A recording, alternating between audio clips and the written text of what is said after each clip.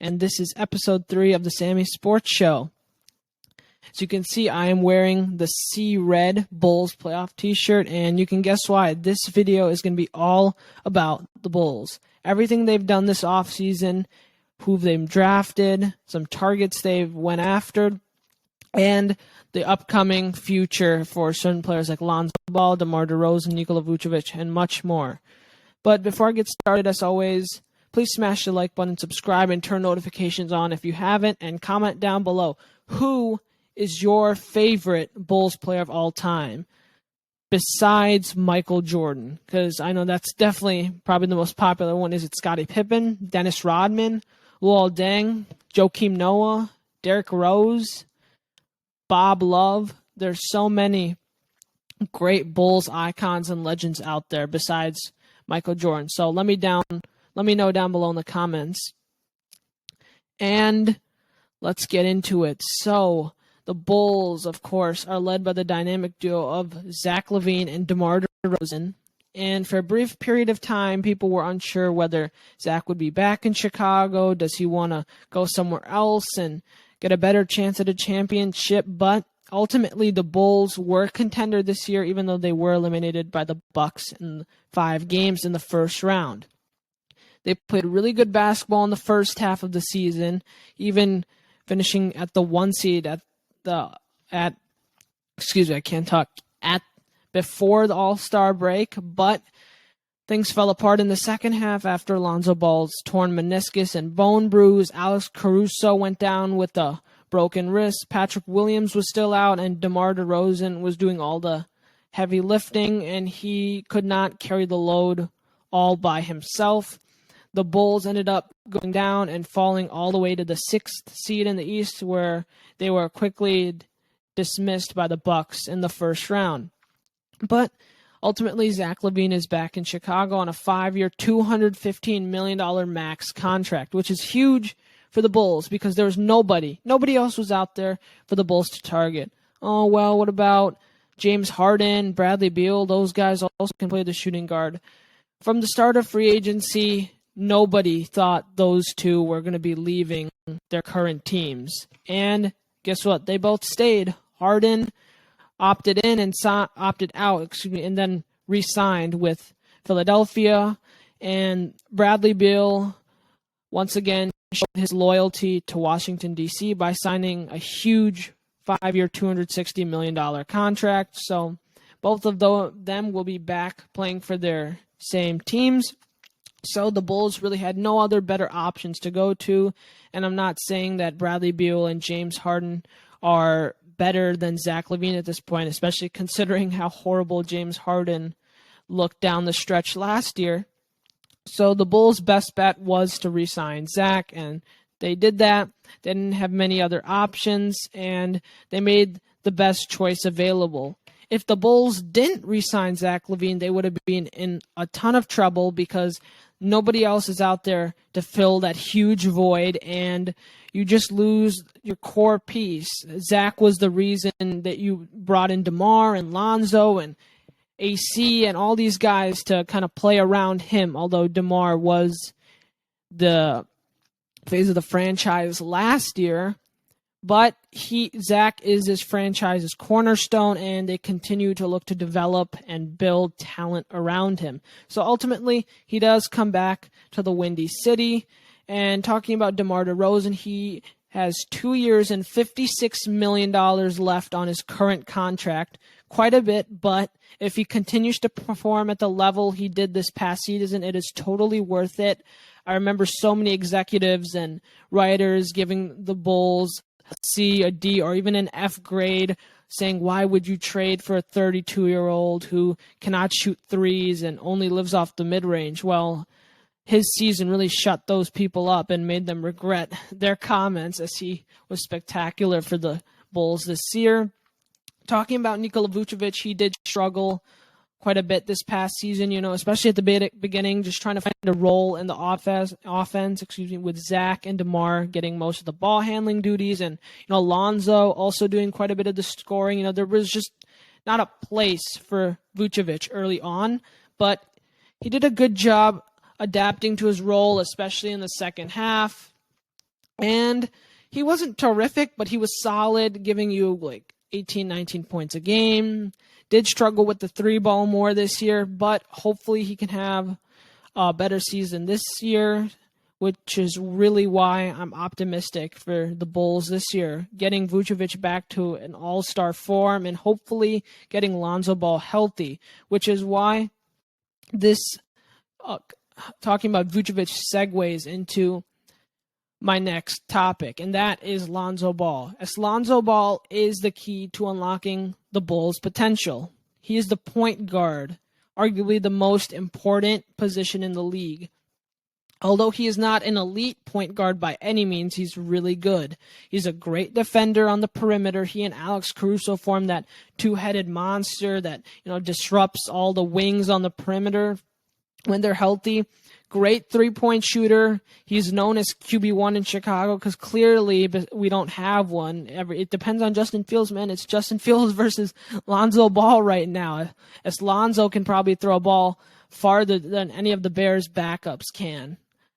And yes, I do believe Lonzo Ball can definitely throw a ball farther than any backup quarterback that the Bears have ever had.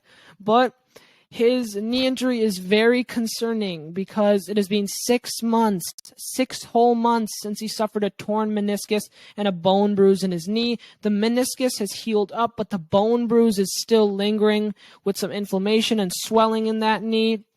When Mark Eversley was asked if Lonzo would be ready for training camp, he said, "We certainly hope so," which isn't a great sign because he didn't fully commit to yes, which shows that Lonzo is still having some setbacks in his recovery process, and that's not a great thing for the Bulls considering how much they need him for this upcoming season.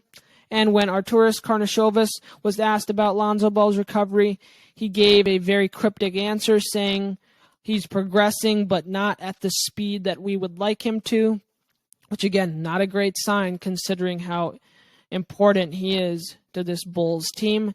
But I am optimistic and very hopeful that Lonzo Ball gets healthy and this team is finally just able to stay healthy and put the pieces together this year to hopefully make a deep run in the playoffs and maybe, just maybe, win a championship ring.